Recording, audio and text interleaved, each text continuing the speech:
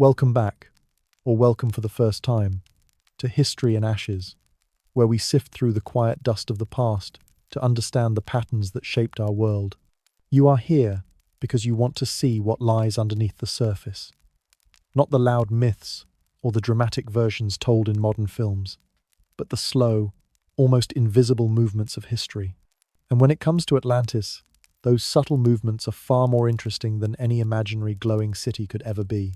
Today, I want to take you back to the very beginning, to the moment when an aging philosopher in ancient Athens decided to weave a story of a vanished land.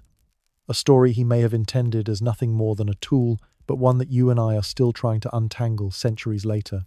Before we go deeper, could you do one small thing for me? If you can, head to the comments and tell us where in the world you are watching from and what time it is there.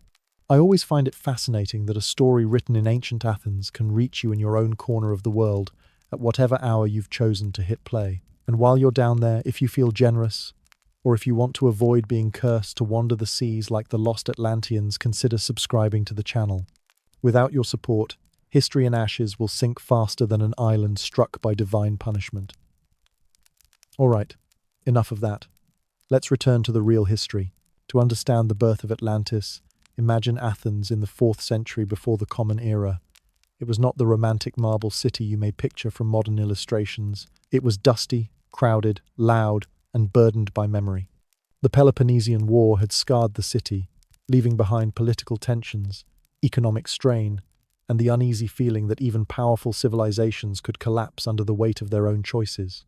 Athens in this period was a place where people argued constantly about virtue, about governance, about survival. It was also a place still haunted by the failure of its own democratic experiments. And into this environment stepped Plato, an old man by the time he wrote the dialogues where Atlantis appears, carrying decades of philosophical reflection and the quiet disappointment of someone who had lived through too many failed political systems. When Plato wrote the Timaeus and Critias, he was not creating a historical account. He was constructing an argument. Many modern historians believe he invented Atlantis to explore a theoretical point about the ideal society and its inevitable flaws. He crafted it as a mirror to ancient Athens, a way to warn future leaders about the dangers of arrogance and overreach. But something unusual happened. Unlike many of his other philosophical examples, imaginary cities, hypothetical laws, or fictional debates, Atlantis struck a chord. The description was vivid enough, the tone sober enough, and the dialogue structured in such a way that later generations misunderstood it as a record of actual history.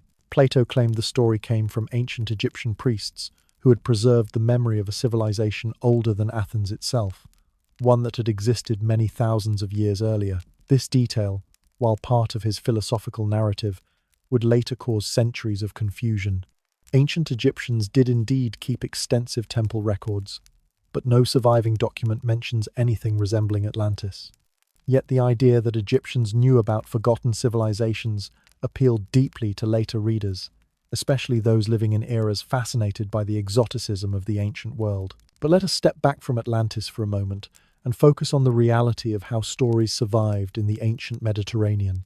You must imagine a world without printing presses, without cheap paper, without digital archives. A story existed only if someone cared enough to rewrite it, line by line, on papyrus or parchment. The lifespan of a manuscript depended on how often it was copied, who valued it, which libraries kept it, and whether wars or fires consumed it. Knowledge was fragile. Entire histories vanished between one generation and the next, simply because no one took the time to preserve them. So when you hear someone claim that Atlantis must be real because Plato recorded it, remember that countless other stories, true ones, were lost completely. The survival of this single myth was an accident of attention. The dialogues describing Atlantis were preserved partly because they belonged to Plato's body of work, and Plato was central to philosophy. If he had been a less influential thinker, the story of Atlantis would have decayed into nothing, like so many other ancient narratives that left no trace. The irony is almost comical. A story many people today treat as a suppressed truth, survived not because of any grand conspiracy, but because medieval scholars thought it contained interesting ideas about the natural world and the structure of the human soul. Now imagine those monks sitting in cold stone rooms, straining their eyes under dim light, copying texts they barely understood. In their world, the concept of an ancient island nation punished by divine forces was not shocking. Medieval Europe was filled with tales of drowned cities, sunken lands, and divine judgment. To them, Atlantis might have blended seamlessly with existing beliefs. They had no reason to doubt its possibility. They also had no reason to investigate it. They simply copied what was placed before them. Centuries passed. Libraries grew and crumbled. Empires rose and dissolved. The manuscript tradition carried Atlantis forward, surviving even during times when literacy was rare and scholarship moved slowly. By the time the Renaissance arrived, a period when Europe rediscovered classical texts with almost obsessive enthusiasm, Atlantis re-emerged into a world ready to misinterpret it as literal history. But we are getting ahead of ourselves. Right now, we are still in the 4th century before the Common Era, standing in the shadow of the Acropolis, listening to Plato's words in their original context. The dialogue that mentions Atlantis is not a historical chronicle. It begins as a philosophical discussion about the ideal state, moral virtue, and the responsibilities of leaders. The Atlantis story enters the narrative almost casually, as an example of how a great civilization might fall when it becomes corrupt. For Plato, Atlantis was not meant to be a thrilling mystery. It was a cautionary symbol, yet that symbol escaped its original purpose. You, listening now, are part of the long echo of that escape. Every time someone wonders whether Atlantis was real, or searches for ruins on the ocean floor, or draws elaborate maps of where it might have been, they are participating in a misunderstanding more than 2 millennia old. And that leads us to the quiet but important question that will guide the rest of this story. How does a philosophical metaphor become one of the most persistent historical mysteries in the world? How did a city that may never have existed acquire more influence than many cities that actually did? As we move forward, we will examine the slow, often unglamorous details of history, the copying of manuscripts, the transmission of myths, the way political anxieties shape storytelling, and the fragile nature of ancient evidence. But for now, let this thought linger with you. If Plato had chosen a different example that day, if he had decided to invent a different imaginary city, or if the manuscript containing the Atlantis passage had been lost in any of the countless fires that consumed ancient libraries, would you still be here listening? Or would the name Atlantis be just another forgotten word buried in the ash of history? To understand the story of Atlantis, you and I need to step beyond the myth itself and into the world of the man who first wrote it down. Not the world modern imagination paints marble columns gleaming under the Mediterranean sun, but the true, ordinary, unpolished Athens of Plato's lifetime.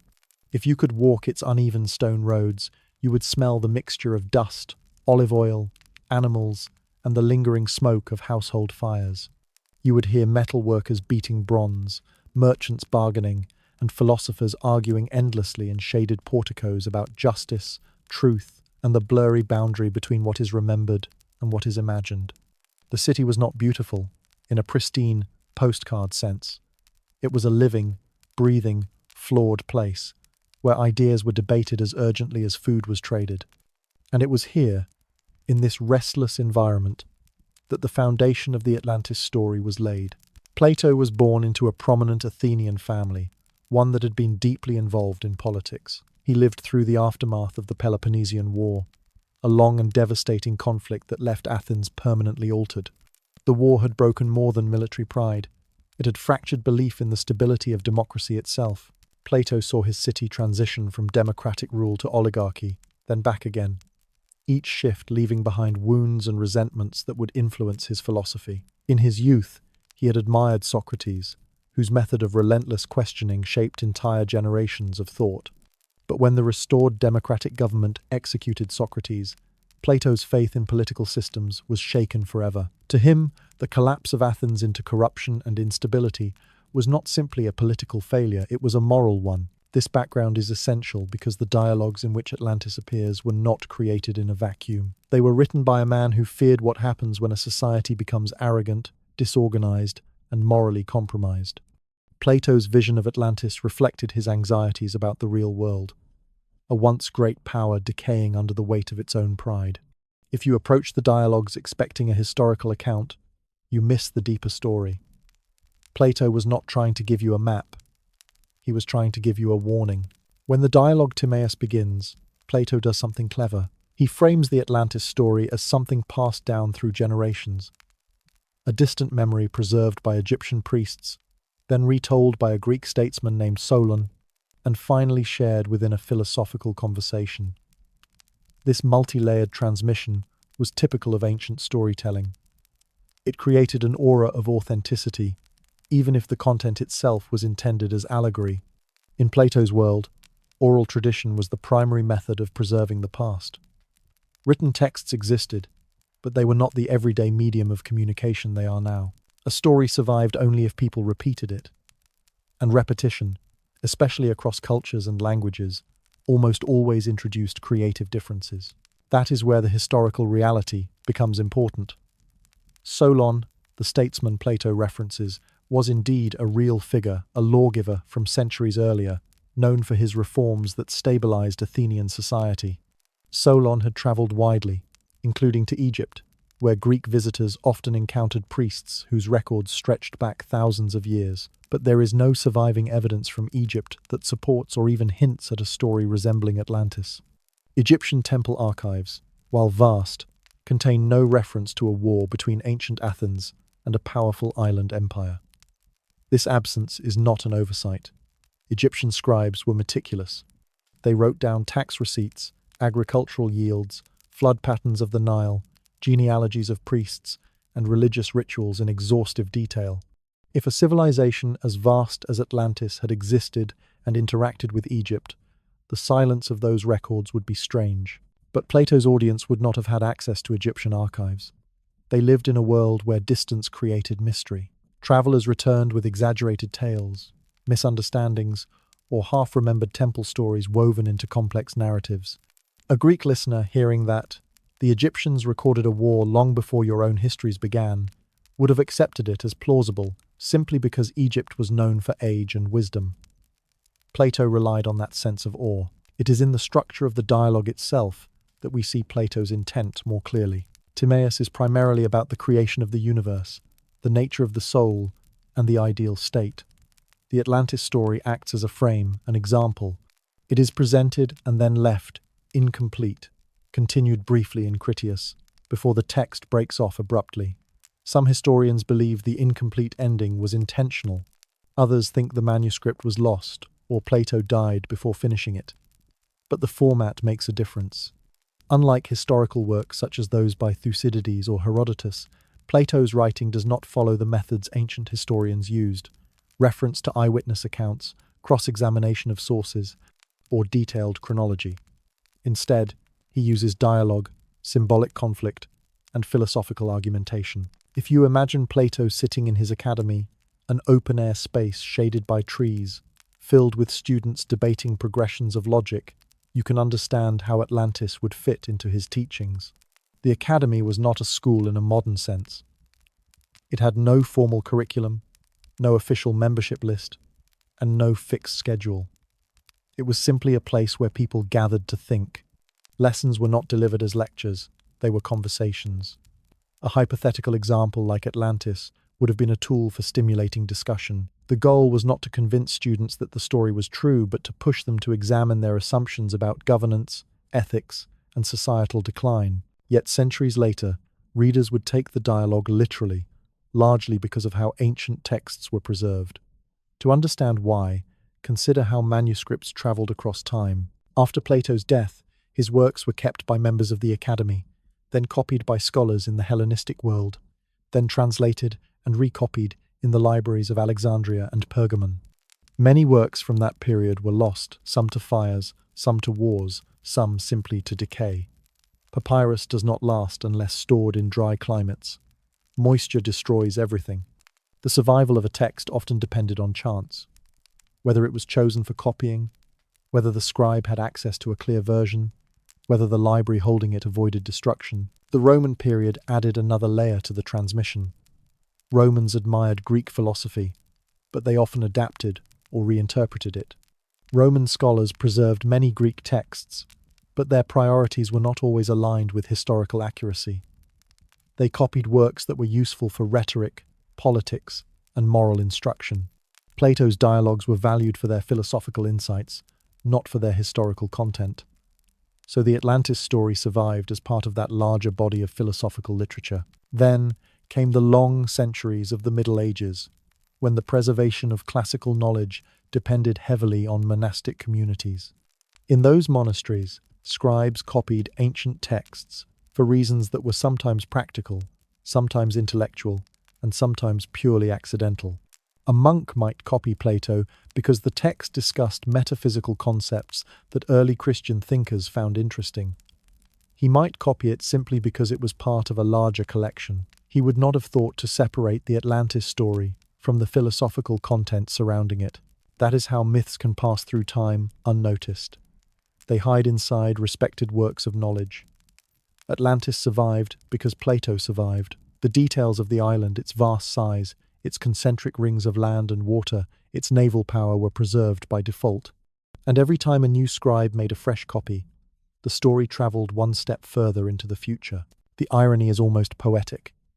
The story of a civilization supposedly destroyed in a single day survived thousands of years only because of the patient labor of people who had no interest in the story itself. This context helps us understand why Atlantis later erupted into the popular imagination. But before that eruption, we must linger a little longer in the ancient world, where the lines between myth and history were not as sharp as they seem today. Ancient Greeks themselves often struggled to determine which stories were symbolic and which were factual. Their earliest historians, like Herodotus, included both eyewitness accounts and miraculous events in the same narrative. For them, myth was not the opposite of history. It was a way of interpreting the world.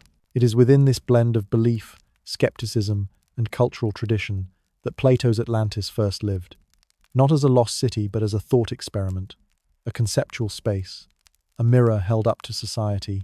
And so we arrive at a critical question, one that echoes gently across centuries of scholarship. If Plato intended Atlantis as allegory, how did later generations come to treat it as a literal place? What small misunderstandings, copied manuscripts, political motivations, or simple human desires transformed a philosophical lesson into one of history's greatest geographical mysteries? That question will follow us into the next section, where we leave the academy behind and step into the wider ancient Mediterranean, a region shaped by earthquakes, migrations, forgotten islands, and the kinds of real disasters that may have inspired the myth. But before we go there, let this quiet thought rest with you. When you search for Atlantis, are you really searching for a lost city, or for the places where history, memory, and imagination blend into something too compelling to let go? To understand how a story like Atlantis could take root, you and I need to step away from Athens for a moment and look outward across the ancient Mediterranean, a region shaped not only by philosophy and politics, but by water, weather, trade, and disaster. The Mediterranean was never a peaceful blue expanse the way modern postcards depict it. It was a landscape of uncertainty, where coastlines shifted over centuries, islands rose from volcanic activity, and others vanished beneath the sea.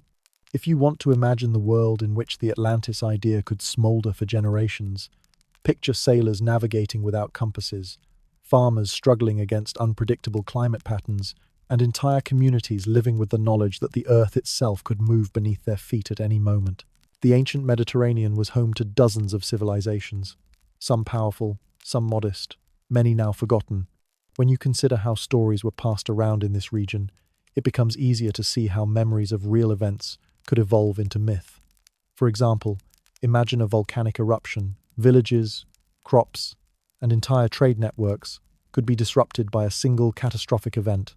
Those who survived would tell the story to others, who would pass it further along, each time adding emphasis or losing details. Over generations, the story might shift from a coastal town destroyed by an eruption to an entire island nation swallowed by the sea. Nothing supernatural needed to happen, only time, fear, and imagination. One of the most important real civilizations to consider in relation to the Atlantis narrative is the Minoan culture of Crete.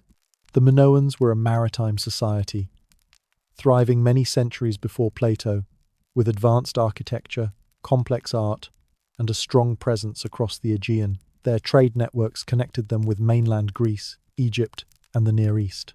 They built large structures with intricate layouts, what later Greeks called palaces, though they were likely administrative complexes. Their frescoes depicted dolphins, lilies, acrobats, and scenes of everyday life. But the Minoans lived in a seismic zone, surrounded by geological forces they could not control. At some point, the island of Thera, now known as Santorini, experienced a volcanic eruption of extraordinary magnitude. Modern archaeology suggests this eruption was among the most powerful natural events of the ancient world. It devastated the surrounding region, created massive tsunamis, altered climate patterns, and disrupted trade routes for years. The Minoans did not disappear instantly, but the combined effects of natural disaster and shifting political pressures weakened them significantly. Over time, they were absorbed into or overshadowed by the emerging Mycenaean Greeks. If you lived centuries after these events, and all you had were fragments of stories passed down from sailors and traders, you might easily imagine that a once prosperous maritime civilization had been destroyed suddenly and dramatically. This is not to say the Minoans were Atlantis. Historians have long argued that the timelines do not align with Plato's account, but the memory of a great civilization suffering a catastrophic fate could have contributed to the shaping of myths like it. The Mediterranean was full of similar stories. There were cities swallowed by earthquakes, ports rendered useless by sudden shifts in the coastline, islands depopulated due to drought, and harbors destroyed by storms. Ancient people were painfully aware that stability was temporary. Grain storage methods were rudimentary compared to later eras. A community's survival depended on harvest cycles, trade, and weather. A year of poor rain could lead to famine. A plague carried by ships could empty an entire village. A storm could wipe out fleets that took years to build. These were the everyday realities that shaped cultural memory. Imagine a merchant leaving Crete with jars of olive oil, only to arrive in a port city devastated by an earthquake that had happened just days earlier. He would carry that story to the next port, where it would be retold with emotion and urgency. Now imagine that story traveling for decades, then centuries. The details would shift, merging with local memories and other disasters, until the people telling it could no longer distinguish one catastrophe from another. The Mediterranean was a place where history and myth often blended seamlessly because people lived so close to the edge of survival. Trade routes played a significant role in this blending. Ships crisscrossed the sea, carrying goods such as copper, tin, pottery, wine, grain, and textiles. But they also carried stories, whispered accounts of strange lands, unusual customs, and remembered tragedies. For example, sailors from the Levant might share tales of cities destroyed by earthquakes along the Anatolian coast. Egyptian merchants might recount shifting waters in the Nile Delta. Greek travelers might describe the ruins of older settlements buried under newer ones. Over time, these scattered memories could create a collective sense of a lost world lurking beneath the sea. It is worth remembering that geography itself was different. The coastline of the Mediterranean has changed over thousands of years. Sediment buildup shifted harbors. Earthquakes reshaped cliffs and underwater ledges. Islands eroded or split. Some coastal settlements that once thrived now lie beneath shallow water. Even in modern times, divers occasionally discover the remains of ancient foundations a short distance offshore. To ancient people, these submerged ruins were reminders that the sea was capable of swallowing entire communities. For Plato, who sought to illustrate the fragility of human achievement, such imagery would have been powerful. Another important aspect of Mediterranean life was the limited understanding of natural phenomena. When mountains smoked, islands rumbled, or the sea receded before a tsunami, people searched for meaning. They interpreted these events through religious and mythological frameworks. A volcanic eruption might be seen as the anger of a god. A sudden earthquake might be interpreted as divine judgment. Flood stories existed in many cultures, from Mesopotamia to Greece. These narratives reinforced the idea that the gods could punish civilizations that became corrupt or arrogant. Plato, who often used mythological imagery to express philosophical ideas, may have drawn on this shared cultural understanding. While we consider these natural events, we must also think about the daily realities of ancient life, the slow, often mundane details that reveal how vulnerable societies truly were. Grain had to be stored in clay jars or stone-lined pits. Rodents could ruin an entire year's supply. Water had to be transported by hand from wells or springs. A dry season could force families to move in search of better resources. Herds of goats or sheep needed grazing land, and overgrazing could exhaust the soil quickly. Wooden ships required constant maintenance. Worms, rot, and rust could weaken hulls. A ship that looked strong from shore might fall apart in a storm. The survival of entire trade routes depended on these fragile wooden vessels. Even more fragile was knowledge. Without widespread literacy, information passed primarily through storytellers, travelers, and local elders. A story might begin as a simple account, a merchant describing an island with unusual architecture, then evolve into something more elaborate. Over generations, the details could grow exaggerated or symbolic. When Plato later described Atlantis as a great naval power with an elaborate city layout, he might have been drawing on real descriptions of distant cultures, reshaped to serve his philosophical purpose. The ancient Mediterranean was also a place of cultural layering. Civilizations rose and fell in the same geographic spaces, leaving traces for future generations to discover without fully understanding them. Imagine standing on the island of Crete in Plato's time. You would see remains of older structures whose purposes were no longer clear. You might find fragments of pottery with unfamiliar designs. You might hear stories about earlier people, now long gone. These remnants would spark imagination. Were they evidence of a lost civilization?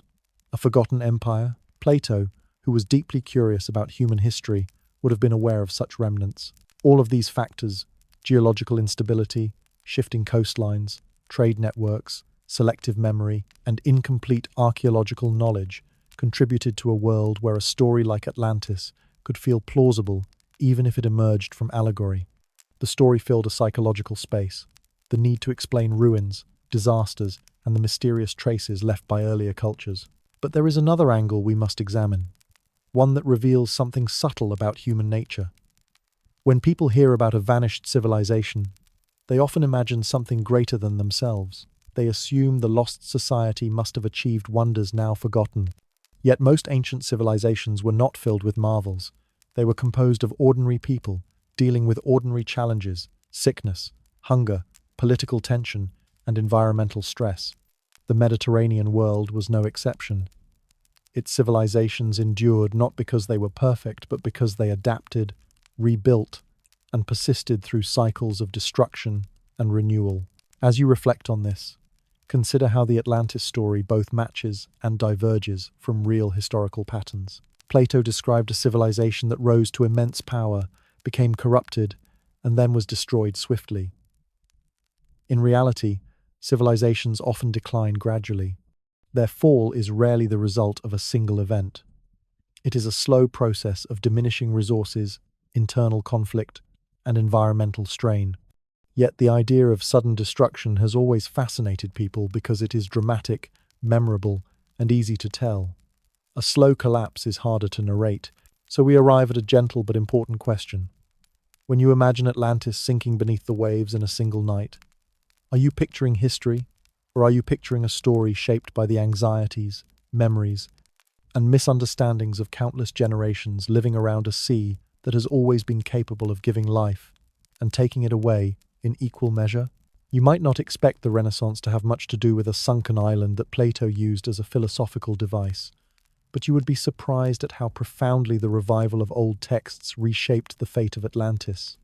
By the time Europe entered that period of rediscovery, so many manuscripts had been copied and recopied that the margins of some pages contained more commentary than original text. You had scribes who wrote cautiously, dipping their quills into ink pots that had to be refilled every so many minutes, bending over parchment while candles burned unevenly in small stone rooms. And somewhere in that environment, the story of a mighty but doomed island began sliding back into the center of intellectual conversation, largely because people suddenly had the ability to read much more widely than before. But before we go deeper, I should gently interrupt you, yes, you specifically. If you have not subscribed yet, this is your moment. Without your support, this channel will sink even faster than Atlantis allegedly did. So go ahead, rescue us from the waves with that small red button. All right, back to the Renaissance. What mattered most in this era was the sudden accessibility of books. The invention of the printing press in the 15th century meant that texts no longer depended on monastic patience. Now you had machines pressing metal letters into paper, line after line, page after page, and one person's curiosity could ripple out into thousands of copies. Plato's works were among the texts that benefited from this new technology. His dialogues, once confined to rare manuscripts locked away in monasteries or royal libraries, spread across Europe like a revived memory, and naturally scholars gravitated toward the more mysterious passages. People in the Renaissance were obsessed with origins, the origins of languages, origins of laws, origins of civilization itself. You had scholars who believed that wisdom had been scattered by ancient catastrophes and that rediscovering it was the key to understanding the modern world. Atlantis, with its promise of a once advanced society swallowed by the sea, fit neatly into these preoccupations. It offered a narrative of loss that could explain why certain technologies or practices seemed to appear out of nowhere in classical sources. It also allowed thinkers to imagine that humanity's greatest days might actually lie in the distant past. In cities like Florence and Venice, scholars pored over Greek manuscripts, translating them into Latin so a broader audience could read them. A translator working in the late 15th century might spend entire months wrestling with a single phrase, trying to decide whether Plato meant a literal island or a metaphorical one. These were not dramatic scenes. There were no storms or collapsing temples. Instead, there was the slow, deliberate scratching of quills across paper, men arguing in cramped study rooms lit by uneven sunlight, and the quiet weight of uncertainty pressing on every interpretation. One particular figure worth mentioning is the philosopher Marsilio Ficino, who translated Plato into Latin for the first time in many centuries. Ficino believed that ancient civilizations possessed knowledge closer to divine truth, and although he did not focus on Atlantis specifically, his reverence for antiquity helped shape the intellectual environment in which such stories thrived. The idea that ancient peoples were not primitive but rather spiritually and intellectually elevated encouraged others to treat Plato's tale not as a myth, but as a coded memory. You also had explorers returning from long voyages, bringing accounts of unfamiliar landscapes and societies. These travelers described enormous river systems, mountains, unlike those in Europe, and people whose cultures were entirely new to them. A listener in Europe could hear these accounts and easily imagine that somewhere across the oceans lay the remains of a forgotten city mentioned by the Greeks. After all, if entire continents had eluded European knowledge for so long, what else might be waiting beneath the waves? It is important to understand that exploration in this era was not a romantic enterprise, as later portrayals might suggest. Ships were cramped, supplies spoiled quickly, and daily life was defined by the dull monotony of survival. Sailors slept in narrow hammocks that often swung too close together, ate biscuits crawling with insects, and spent weeks staring at the same endless horizon. And yet, these journeys profoundly influenced how people thought about geography and history. When explorers returned, the few curious objects they carried, carved stones, fragments of pottery, strange plants, were enough to ignite speculation. A simple shard of unfamiliar pottery could inspire lengthy debates about ancient migrations and lost knowledge. Writers like the Dominican friar Bartolomé de las Casas noted that some indigenous traditions in the Americas spoke of floods and earlier civilizations. European readers, already primed by Plato's account, seized on these parallels eagerly. They often misunderstood or oversimplified these stories, but the comparisons fed a growing belief that Atlantis might not be a pure invention. The Renaissance appetite for grand explanations made it easy to weave unrelated narratives together into a single imagined history. During this period, cartographers also played an unintentional role in spreading the legend. Maps were still speculative, especially those depicting lands beyond familiar coastlines. On some early maps, you could find unnamed islands sketched onto the Atlantic, simply because someone heard a rumor of land somewhere west. These drawings were sometimes based on misread coordinates or stories passed from sailor to sailor. But for Renaissance scholars reading Plato, such maps felt like confirmation. They could point to these mysterious shapes and say, Perhaps this aligns with the lost island described in antiquity. A particularly influential moment came when scholars rediscovered the text Timaeus and Critias in printed form. The words describing Atlantis's vast plains, canals, and concentric rings of land took on a vividness that handwritten manuscripts never achieved. People began imagining not just the political structure of Atlantis, but the daily routines of its inhabitants, how they might have harvested crops, built stone walls, or navigated the waterways described by Plato. The boring details, such as the dimensions of fields or the number of ships the port could hold, became strangely compelling. They lent a sense of realism to what was originally intended as an allegory. Meanwhile, the discipline of history was beginning to evolve. Renaissance historians attempted to reconcile classical texts with physical evidence, even though archaeology, as we understand it today, did not yet exist. They examined ancient ruins, compared inscriptions, and tried to align stories from different cultures.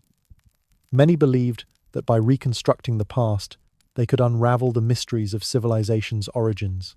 Atlantis, situated at the intersection of philosophy, geography, and myth, became a perfect test case for their developing methodologies. Some thinkers also tied Atlantis to biblical narratives. The idea that a great flood could wipe out an advanced culture resonated with the story of Noah. You had scholars trying to merge Greek philosophy with Christian theology, attempting to create a unified history of the world. They were not creating fiction. They were struggling earnestly to make sense of incomplete records. The methods were often flawed, but the intention reflected a broader desire to understand the past as a continuous thread rather than a collection of isolated events. By the late Renaissance, the legend of Atlantis had spread far beyond scholarly circles. Artists painted imagined versions of the island, depicting grand temples and wide stone streets, even though none of this was described by Plato. Poets wrote verses about its fall, using it as a symbol of human pride or divine justice.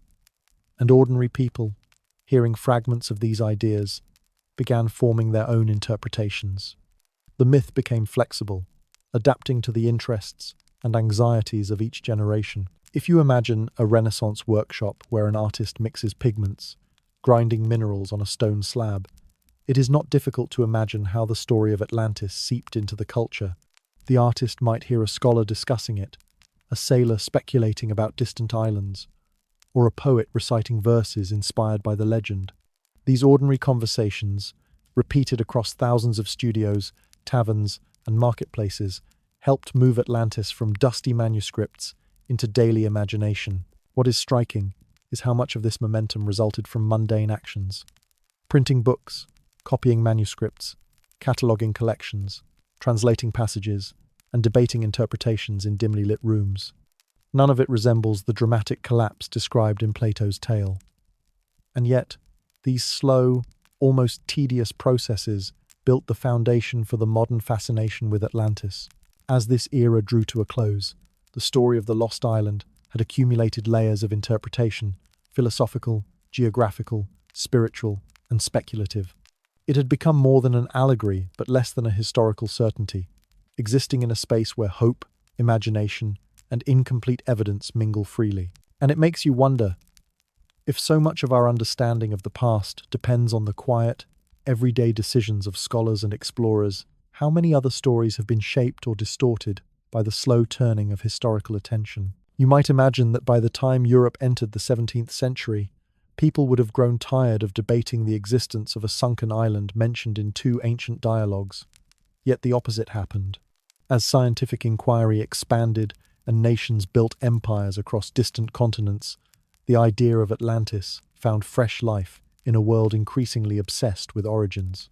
The story became a tool, sometimes subtle and sometimes loud, for scholars, theologians, colonizers, and early scientists trying to understand humanity's scattered histories.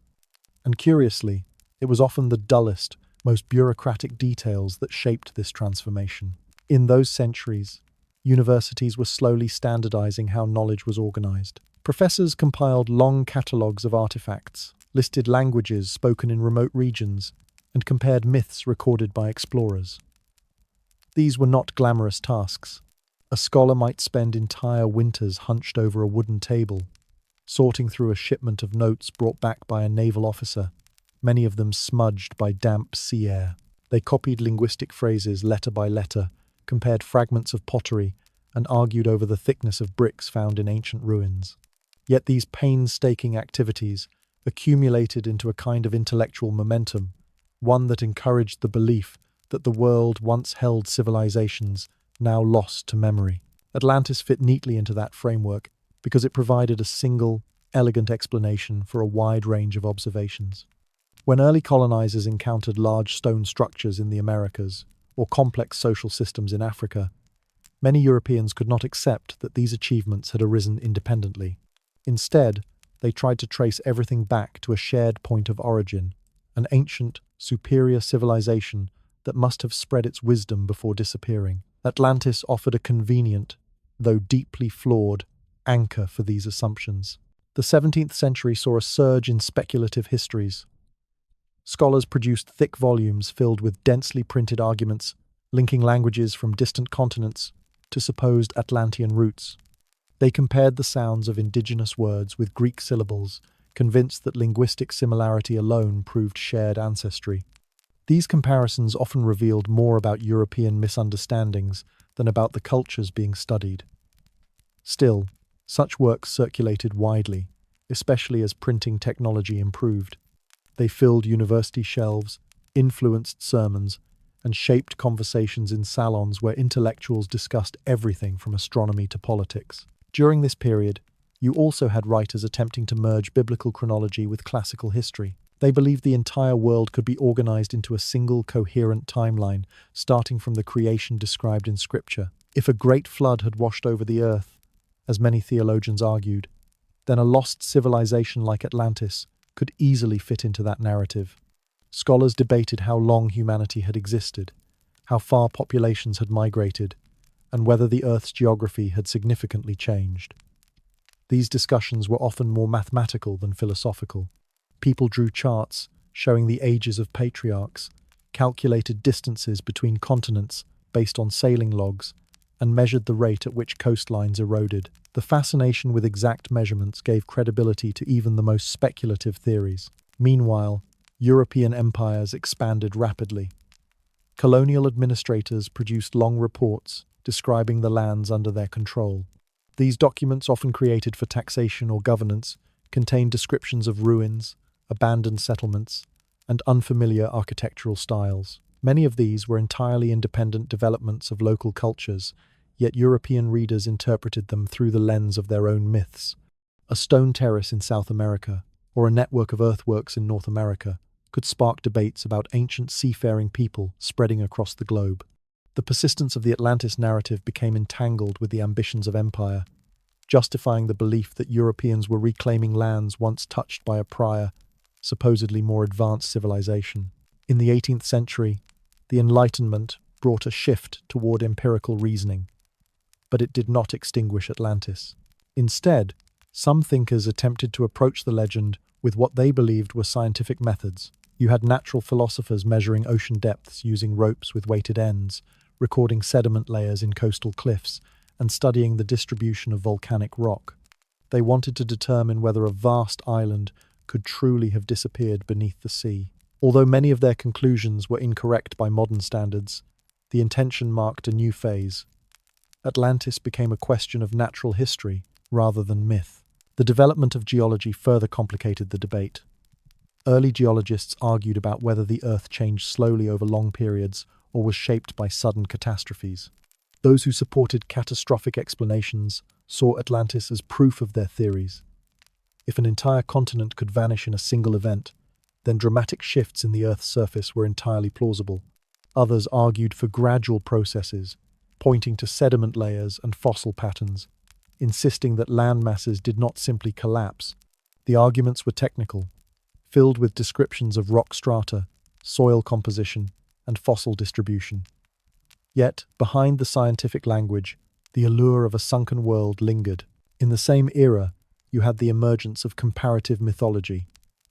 Scholars compiled myths from indigenous cultures worldwide, trying to find universal patterns. Stories of great floods appeared in many regions, from Mesopotamia to the Americas, from the Pacific Islands to the Mediterranean. Some researchers interpreted these similarities as evidence of a shared ancestral memory, perhaps originating from a real disaster that inspired the Atlantis narrative. Others believed that flood stories appeared naturally in agricultural societies reliant on river systems, making the parallels less mysterious. The debate, though dry and methodical, strengthened the sense that ancient people might have preserved echoes of real events through symbolic storytelling. By the 19th century, Atlantis had reached the center of popular imagination. This was partly due to emerging pseudoscientific movements that attempted to blend archaeology, linguistics, spirituality, and racial theories into a unified explanation of human history. Many of these ideas are discredited today, but in their time they shaped public fascination with the past. Writers published thick books claiming that Atlanteans were the ancestors of multiple civilizations. They created detailed maps showing imagined continents stretching across the Atlantic Ocean, complete with migration routes and cultural interactions. These works often included diagrams of skull shapes, measurements of facial angles, and charts comparing body proportions across populations, all based on flawed science and harmful assumptions. It is important to address these developments without sensationalism. Much of the 19th century's engagement with Atlantis reflected broader intellectual and political currents: the rise of nationalism, the push to categorize human diversity, and the struggle to reconcile expanding scientific knowledge with existing beliefs. Scholars worked with limited tools and incomplete evidence. They often made sweeping claims from very small data sets, such as comparing a carved symbol from one region with similar shapes found thousands of miles away. These comparisons were not inherently malicious. They were attempts to understand a complex world with inadequate methods, but they contributed to long-lasting misconceptions about human interconnectedness and cultural origins. Archaeology, still in its infancy, added another layer of complexity. Excavations in the Mediterranean uncovered ruins that bore some resemblance to Plato's descriptions. Multi-level structures, evidence of large-scale irrigation, and remnants of societies that vanished unexpectedly. The discovery of the Minoan civilization on Crete, in particular, fueled speculation. Researchers studying pottery fragments, wall frescoes, and collapsed buildings imagined they had found clues to the Atlantis story. The eruption of Thera, an ancient volcanic catastrophe, provided a plausible natural explanation for the destruction of an advanced society. Yet even then, the evidence did not align perfectly with Plato's account, leaving room for debate. Behind every excavation were long, tedious processes seldom shown in popular accounts. Archaeologists sifted through soil with small brushes, labeled shards of pottery with numbers, and wrote notes in journals that would later be compared with earlier entries. They measured the width of masonry blocks, catalogued the species of plants preserved in ancient hearths, and analyzed the soot layers in collapsed roofs. These small details built a clearer picture of ancient life, and they also shaped how people imagined Atlantis. When archaeologists discovered that some ancient settlements were destroyed by fires, earthquakes, or floods, it became easy for the public to link these events to the legend. In many ways, the persistence of Atlantis during these centuries reveals more about human curiosity than about the island itself. People wanted coherent explanations for scattered historical evidence. They sought patterns in ruins, languages, and myths. The narrative of a lost civilization offered a sense of unity, suggesting that humanity once shared a common origin before dispersing across the globe. Even as science advanced and new disciplines emerged, the need for an overarching story remained powerful. And so, as the 19th century came to an end, Atlantis stood at a crossroads, pulled between pseudoscience and emerging scientific rigor, between romantic imagination and methodical research. It leaves you wondering, when people try to reconstruct a past filled with gaps, how often do their own expectations shape the story more than the evidence ever could? You might think that by the beginning of the 20th century, the world would have finally let go of Atlantis, leaving it behind as a curiosity of classical literature. But the opposite happened. The century opened with new tools, new sciences, and new anxieties, each one sharpening rather than silencing the question of whether Plato's destroyed island had been rooted in some forgotten reality. You had disciplines like geology, seismology, oceanography, and archaeology developing at a pace that earlier generations could hardly have imagined. And for the first time in history, People could measure the planet's movements, map the ocean floor, and examine ancient disasters with methods built on data rather than speculation. These advances altered the nature of the Atlantis debate not by making it more dramatic, but by grounding it in the slow, quiet study of natural forces. The early decades of the century saw geologists studying continental drift long before it became widely accepted. They compared rock formations in Africa and South America, noting similarities that hinted at a time when the continents had once been connected. These discussions were technical, revolving around fossil distribution, mineral composition, and the patterns of sedimentary layers. Yet even in these dry academic papers, the public found room for fascination. If continents had once drifted apart, could a smaller landmass in the Atlantic have existed and later disappeared? The scientists themselves rarely entertained such questions, but popular writers seized on them eagerly, bending complex geological theories into the shape of long-standing myths. Seismology added another dimension. As instruments capable of recording earthquakes became more precise, researchers documented how the Earth's crust shifted and how entire regions rose or fell over long periods.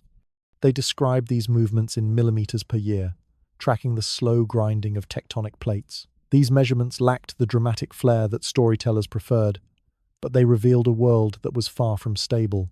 Earthquakes in Italy, Greece, Japan, and Chile demonstrated how fragile coastal communities could be. When newspapers reported these disasters, readers could not help drawing comparisons to Plato's story of sudden destruction. One of the most significant contributions of the 20th century came from archaeology, particularly excavations around the Aegean Sea. The discovery of Akrotiri, a Bronze Age settlement on the island of Thera, marked a turning point. Archaeologists uncovered multi-story buildings, drainage systems, vibrant frescoes, and pottery styles distinct from mainland Greece. They found rooms filled with storage jars, some still containing traces of grains and olive oil.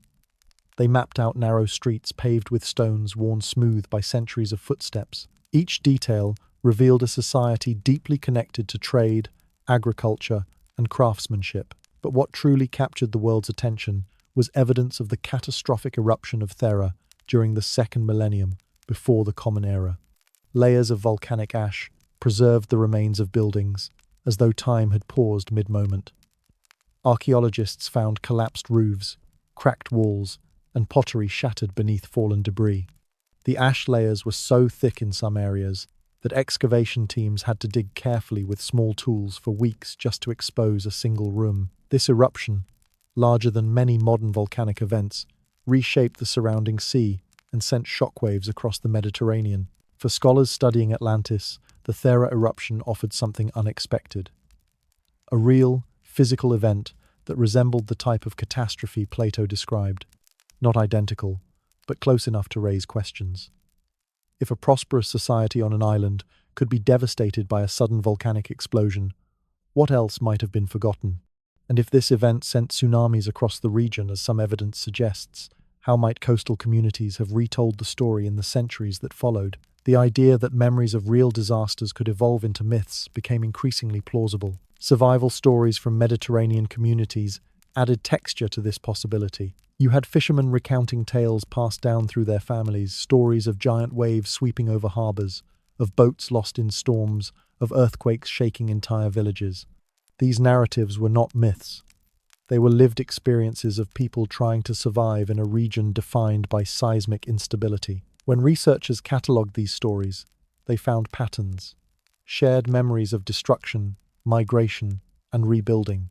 The details were often ordinary: how families stored grain, how they reinforced walls, how they repaired fishing nets after storms, yet these quiet accounts revealed the fragility of life along fault lines. As archaeology progressed, methods became more precise. Carbon dating allowed researchers to determine the age of artifacts with far greater accuracy than before. Chemical analyses of volcanic ash linked layers found in distant regions to the same eruption. Scholars compared pottery styles from Crete, mainland Greece, and the islands in between, reconstructing trade networks that once tied the region together. The image that emerged was not of a single grand civilization dominating the ancient world, but of interconnected communities sharing resources, technologies, and stories. Meanwhile, oceanographers began mapping the seafloor using sonar. Their charts revealed underwater mountain ranges, deep trenches, and vast plains features that had never been imagined before. The Atlantic Ocean, once a void on maps, now appeared as a landscape of ridges and fractures. Some writers quickly proclaimed these features as evidence of a sunken continent, but scientists emphasized the slow, stable nature of the ocean floor.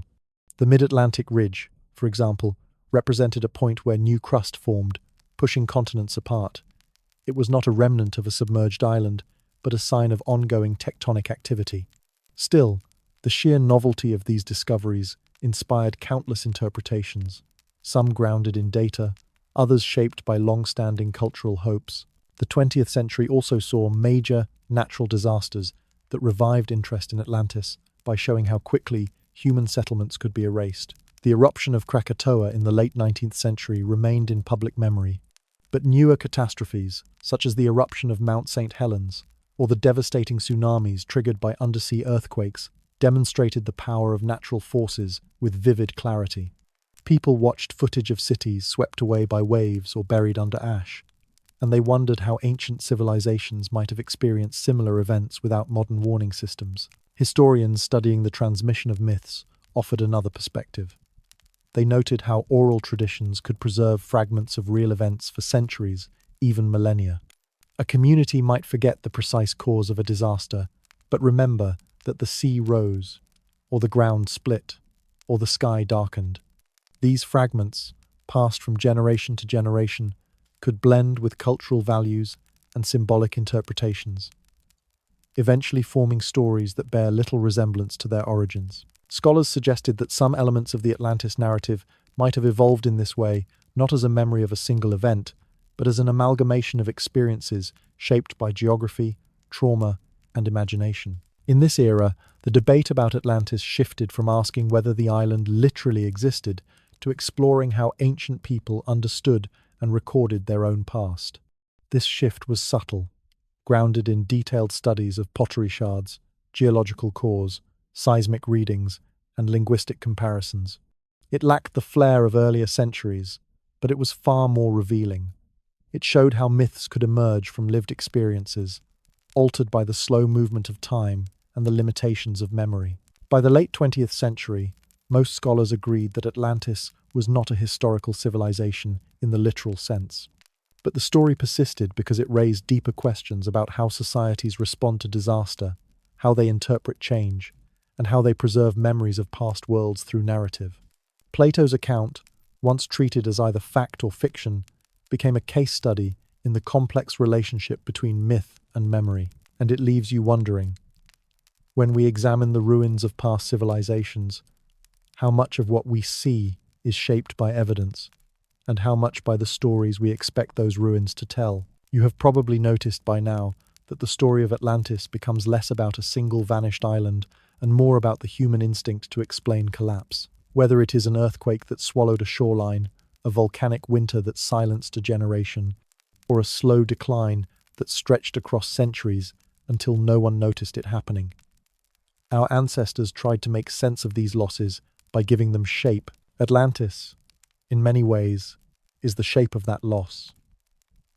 And in this part of the story, you will see how ancient Mediterranean societies, from the smallest fishing villages to the most influential ports, preserved memories of destroyed landscapes long after the events themselves were forgotten.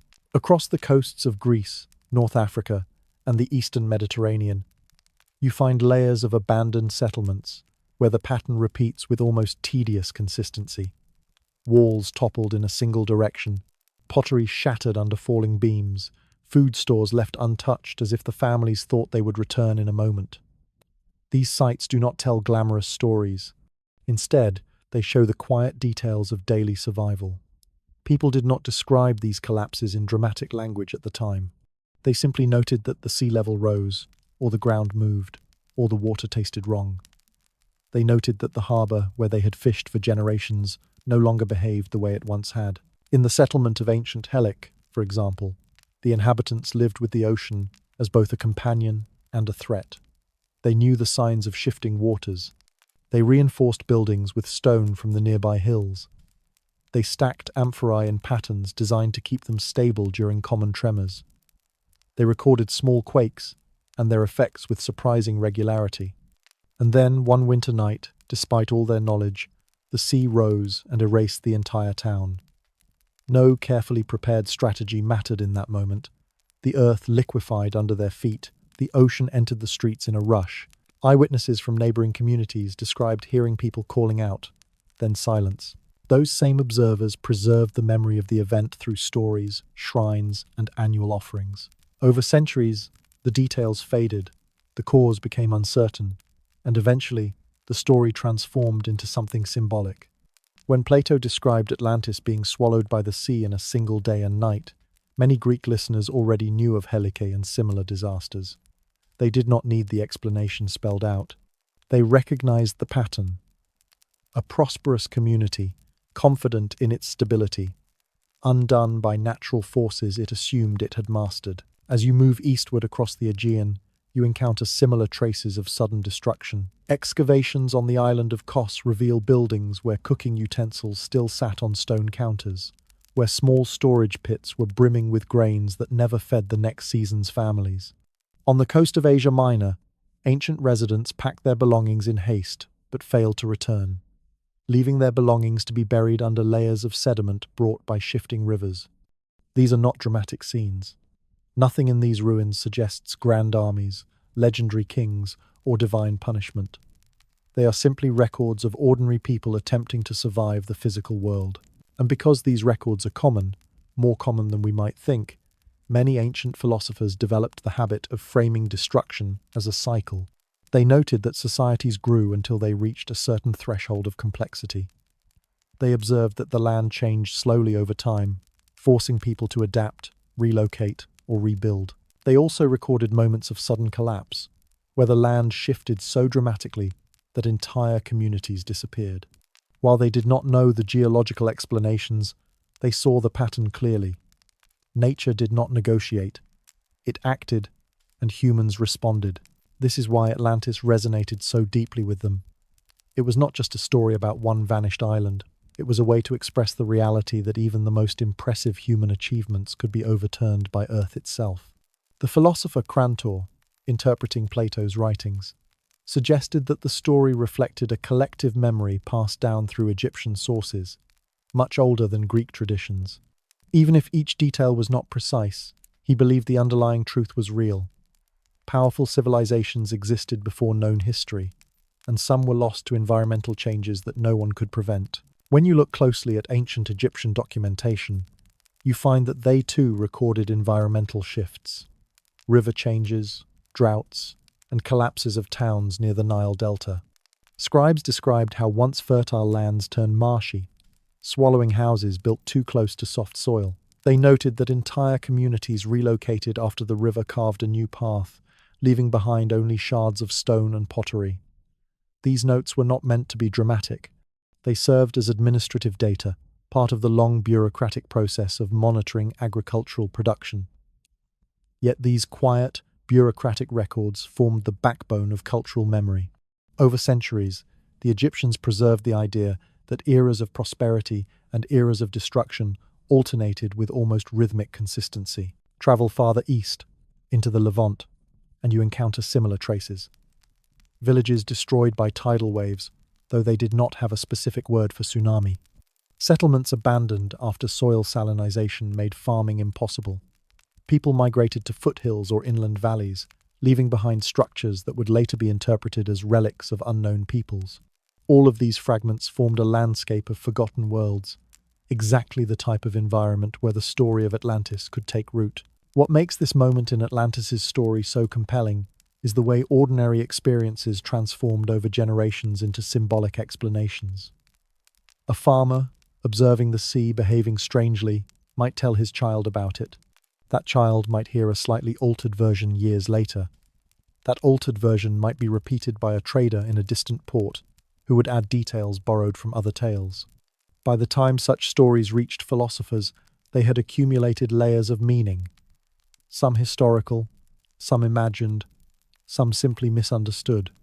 This is not fiction, it is the actual process by which ancient societies preserved knowledge long before standardized writing became common. You also see something else unfolding in these traces, an enduring human effort to adapt.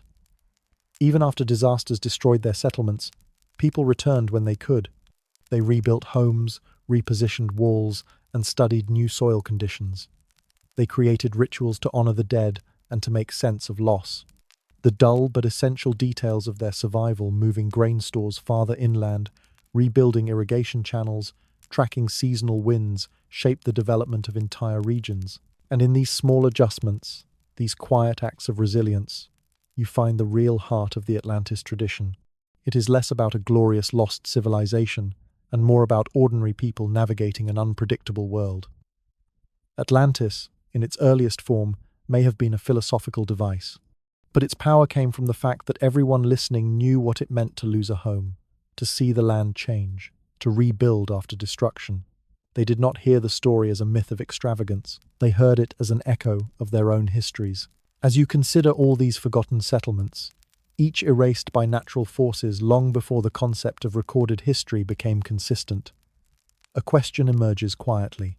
If so many real places vanished without leaving more than scattered fragments, how many memories of loss survived only through stories whose origins we can no longer trace? You might assume that by the 20th century, Atlantis would exist purely in academic discussions, buried under layers of scientific scrutiny. But the story, like water carving its path through stone, found new channels into the human imagination.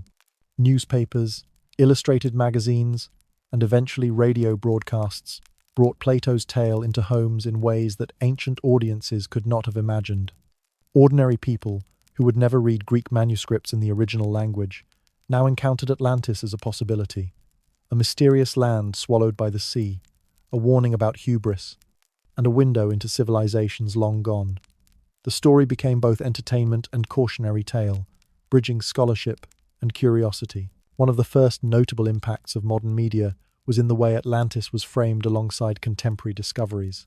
Excavations on Thera, mentioned earlier, captured headlines not because they confirmed Plato, but because they provided tangible evidence that large islands and settlements could be destroyed suddenly.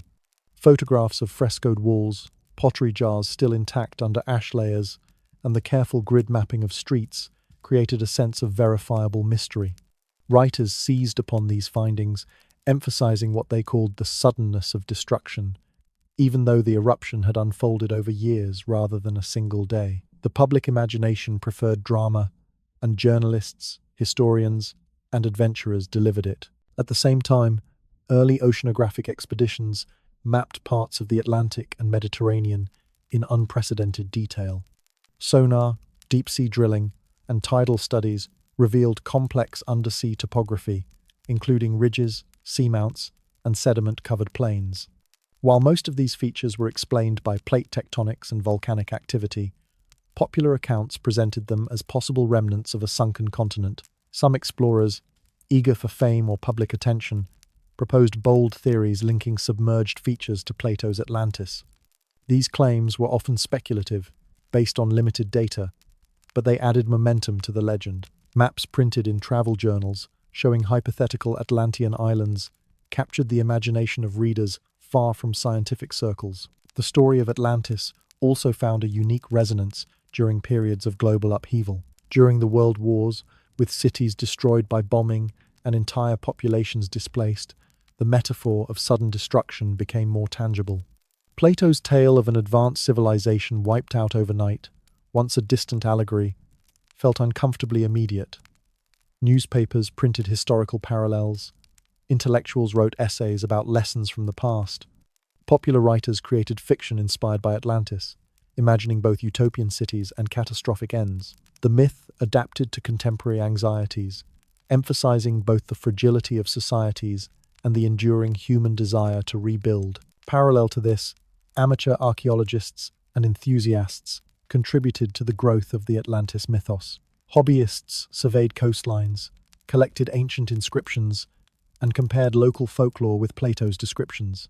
They published small journals, created societies devoted to Atlantean studies, and debated the latitude and longitude of the lost island, with astonishing attention to detail.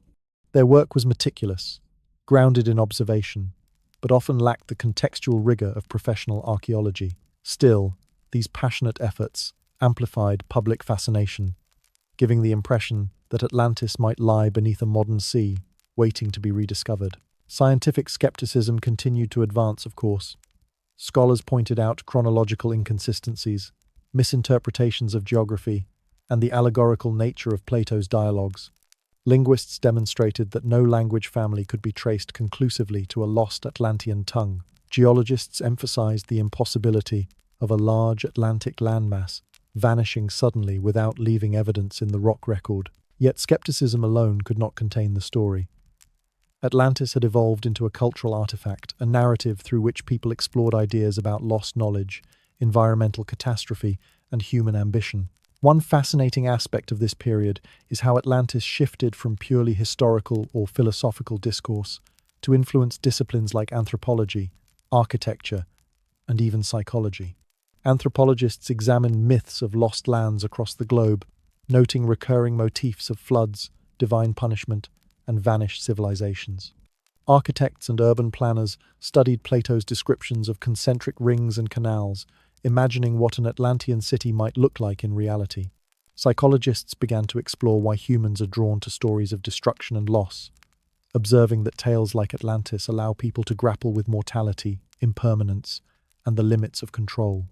The legend had transcended history and entered the collective imagination as a tool for understanding human behavior. By the late 20th century, Atlantis became a staple in literature, cinema, and popular culture. Documentaries, novels, and films presented the island as a place of advanced technology, moral lessons, or unexplained mysteries. The story was interpreted in countless ways, sometimes as a lost empire of extraordinary ingenuity, other times as a cautionary tale warning against arrogance and greed. While Plato's philosophical intent often got lost in translation, the narrative continued to capture attention because it was flexible enough to fit changing social anxieties, scientific debates, and artistic explorations. One notable development during this time was the rise of underwater archaeology. Advances in diving technology allowed humans to explore submerged ruins with greater precision. Divers discovered ports, harbors, and remnants of settlements once thought inaccessible. These findings fueled speculation about Atlantis, even when the evidence was clearly unrelated. In this sense, Atlantis functioned as a conceptual magnet. Any ancient ruin, partially submerged or lost beneath sediment, could be linked to the story, whether convincingly or not. The legend became a lens through which people interpreted discoveries rather than a claim waiting to be proved or disproved. Through all these developments, a central theme emerges. Atlantis represents the tension between evidence and imagination, between the concrete and the symbolic. The story has persisted not because it has been proven true, but because it resonates deeply with human experiences of loss, memory, and the desire for meaning. Each generation reconstructs Atlantis to reflect its own values, fears, and aspirations. The details of pottery shards, seismic measurements, or volcanic ash are important, but so are the stories told around fireplaces, in classrooms, and through media that interpret evidence creatively. And so, as you consider all the layers of scholarship, popular fascination, and scientific exploration that surround Atlantis, a question surfaces gently. How much of our understanding of lost civilizations is shaped by what actually happened, and how much is shaped by the enduring human need to imagine worlds that might have existed just beyond our reach?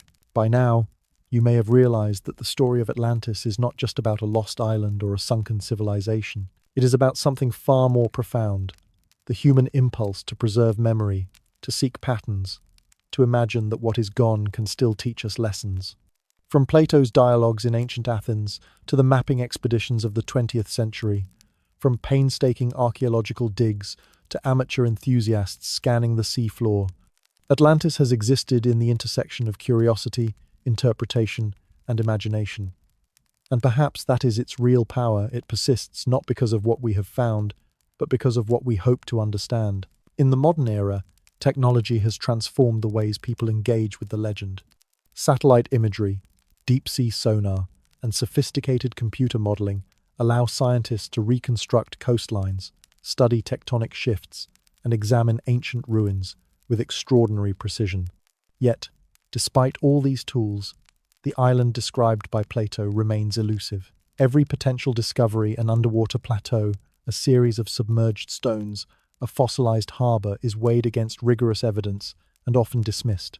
And yet, the hope of finding something tangible keeps the story alive, because it taps into a universal desire to uncover what has been lost, to see history physically, and to touch a world that vanished before humans could record it fully. What is remarkable is how the legend of Atlantis has transcended disciplines. It influences not only historians and archaeologists, but also writers, filmmakers, educators, and philosophers. In classrooms, it illustrates the evolution of myth and memory. In literature and film, it inspires visions of utopia and catastrophe. Philosophers continue to reflect on its moral lessons, contemplating the consequences of pride, environmental mismanagement, and societal decay. Even psychologists study its appeal, recognizing that humans are drawn to stories of sudden loss because they allow us to process fear, grief, and the inevitability of change in a safe, symbolic way. Atlantis endures because it is endlessly adaptable. The digital age has only intensified this fascination.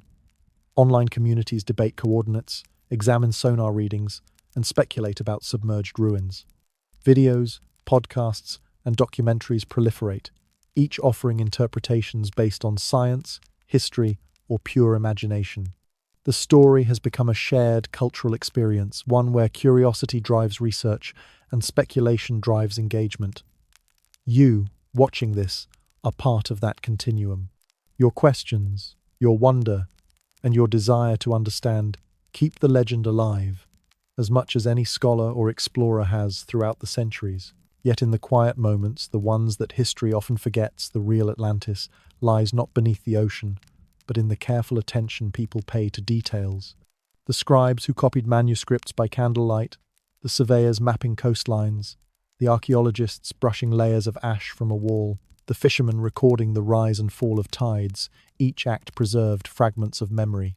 The island itself, whether real or allegorical, exists as a reflection of those efforts, a testament to human persistence in the face of impermanence.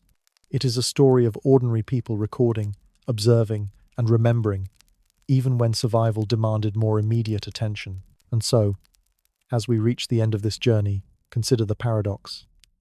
Atlantis is both everywhere and nowhere. It is in Plato's dialogues, in volcanic ash, in the carefully measured lines of an early map, and in your imagination. It teaches that history is not only about events, dates, or artifacts, but also about how people, ordinary and extraordinary alike, make sense of loss, continuity, and the fragile beauty of human endeavors. Its power comes not from certainty, but from possibility, from the quiet resonance of vanished worlds echoing through centuries of human thought. And finally, as you reflect on everything you have learned and imagined through this story, a final thought remains. If civilizations can vanish beneath waves, volcanoes, or time itself, then how many other Atlantes exist in history, worlds lost, not to legend, but to human forgetfulness, waiting only for someone to notice their traces, to piece together the echoes of lives once lived, and to remind us that the past is far larger than any one account can ever contain.